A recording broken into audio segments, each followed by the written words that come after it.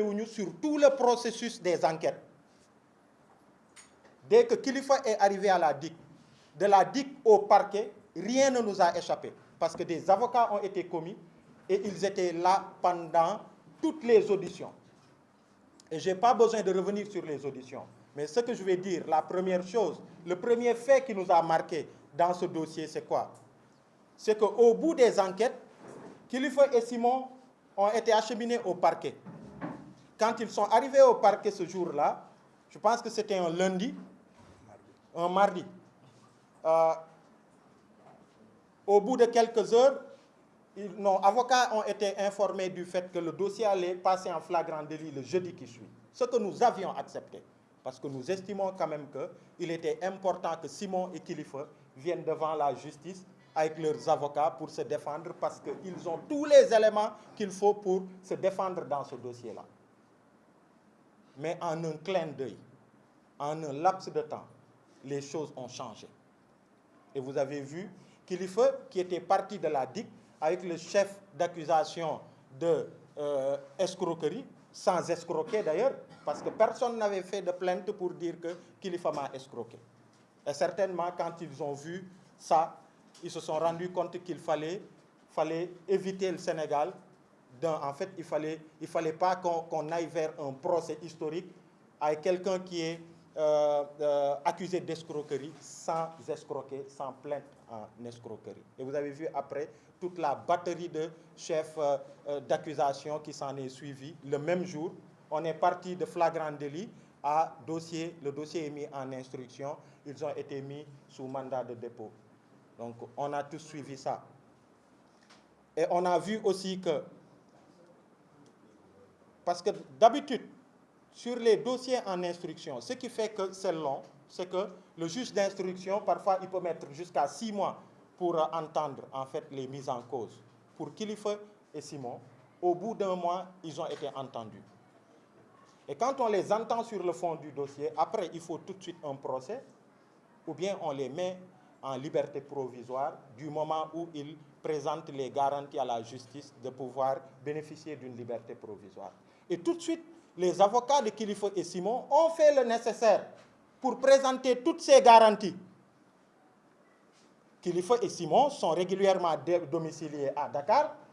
C'est des personnalités connues et qui avaient présenté toutes les garanties pour qu'après avoir été entendus par le juge d'instruction tel que la loi leur permet, qu'ils puissent être mis en liberté provisoire. Et vous avez vu, on le leur a refusé pour une première fois. Et la requête a été introduite au niveau de la chambre d'accusation. Et vous avez vu, tous deux présentent toutes les garanties pour y bénéficier. Simon, il a en plus son dossier médical. Et aujourd'hui, vous voyez le développement, c'est que Simon a été mis en liberté provisoire et Kilifeu a été retenu. Et parlant de Kilifeu d'ailleurs, je vais vous informer que cette justice-là, qui sait faire du fast track quand il faut convoquer Ousmane Sonko, cette justice qui sait faire du fast track quand il faut convoquer Kilifeu, Simon, et puis accélérer les enquêtes, après on les met sous mandat de dépôt, cette justice qui est très rapide quand il s'agit d'arrêter Guy Marius Sagna, le Sénégalais lambda et tout, et cette même justice-là, parce que vous savez tous que le fond de ce problème, le premier niveau de problème, c'est quoi? C'est que Kilifeu et Simon ont été mis sous mandat de dépôt sur la base d'éléments que le procureur avait et qui ont été collectés de façon illégale. C'est-à-dire les vidéos sur la base desquelles le procureur les a convoqués et qu'il y a eu tout ça, c'est des vidéos qui ont été collectées et diffusées de façon frauduleuse. Et Kilifeu, un citoyen sénégalais, il s'est dit, le jour où il est arrivé au parquet, ses avocats et lui ont préparé une plainte qui a été déposée à la cybercriminalité. Pour que non seulement Thierno, qui est à la base de ces vidéos-là, la personne qui a pris la vidéo du téléphone portable de Thier pour remettre à leral.net, que cette personne-là aussi soit identifiée, et elle est en train d'être protégée actuellement, et puis que leral.net aussi puisse répondre de ses actes. La plainte a été déposée. On voit pour un activiste, Ousmane Diagne, en une fraction de en 24 heures, il a été convoqué pour un post qu'il a fait sur Facebook. Et beaucoup d'autres Sénégalais qui font des posts, en quelques heures, ils sont convoqués à la brigade de la cybercriminalité. Certains sont mis en garde à vue, certains sont inquiétés, certains sont sous contrôle judiciaire. Mais pour le cas de Kilifeu, c'est un mois après que Kilifeu a été convoqué au niveau de la cybercriminalité. Pour faire quoi? Juste pour lui dire, est-ce que tu confirmes ta plainte? Ce qu'il a confirmé. Depuis lors, ça fait encore plus d'1 mois. Depuis lors, ça fait plus d'1 mois. Rien n'a bougé. Thier n'a pas été extrait de cellule comme Kilifeu l'a été. Leral.net n'a pas été convoqué. Et rien n'a été fait pour identifier cette personne-là qui est en train d'être protégée, qui a pris les éléments du téléphone de Thier pour les remettre à Leral.net. Est-ce qu'on peut parler de justice?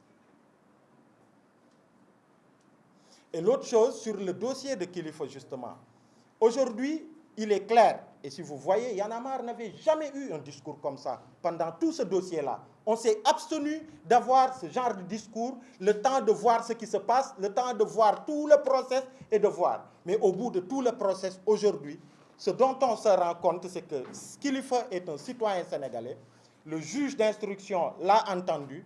Il a présenté toutes les garanties pour bénéficier d'une liberté provisoire. Mais aujourd'hui, il reste en prison parce que c'est Kilifeu qui a son opinion, qui a ses combats, qui a sa voix qui crie. Et c'est ça le problème. Kilifeu est devenu otage d'une justice revancharde qui est manipulée par la politique pour garder Kilifeu en détention, pour que ça serve d'exemple, vu les échéances vers lesquelles nous allons. C'est ça le problème. Et c'est pourquoi nous avons dit qu'il était important de parler de ça. Mais au-delà de ça, de parler de notre justice encore. Yonengi Dieng. Mais vous voyez le dossier avec les députés qui ont été cités sur l'affaire des passeports diplomatiques, présumés impliqués dans cette affaire de passeports. Moi, je n'ai jamais vu l'Assemblée nationale du Sénégal respecter autant les droits de députés qui devaient faire l'objet de levée d'immunité parlementaire. On a vu avec Khalifa Sall, on a vu ce qu'ils ont voulu faire avec Ousmane Sonko. Mais pour une fois, les députés, ils se soucient même de la réputation de leurs frères députés, parce qu'ils font partie de Benno Bokk Yakaar. Depuis quand ce dossier a été ébruité? Jusque-là. Et ne parlons pas de Bougazeli, qui a failli avoir caressé l'ambition de se présenter à la mairie de Guédiawaye. Et Kilifeu, il croupit en prison parce que c'est Kilifeu de Y'en a marre qui a ses opinions. On a vu Guy Marius Sagna qui a été arrêté et placé sous mandat de dépôt. Il a été en prison pendant 1 mois, juste pour avoir fait une lettre où il donne son opinion sur sa gendarmerie. Et une opinion qui est fondée sur des faits. Parce que tout le monde a vu Guy Marius Sagna et d'autres camarades de frappe être malmenés à Malicounda sous les yeux de notre gendarmerie, sans que rien ne soit fait.